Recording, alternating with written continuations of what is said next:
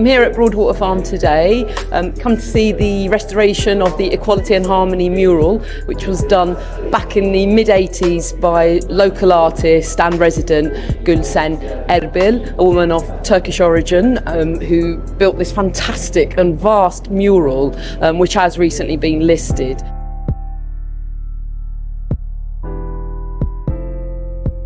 It's an amazing project, and we're really happy that part of our regeneration of the Broadwater Farm estate is actually including this historical preservation of the artwork. We've heard from some of the experts too about how this restoration will be done so carefully. It's been taken down in sections to ensure that when it is re-erected it will look as dynamic as it did when it was first put up by the artist.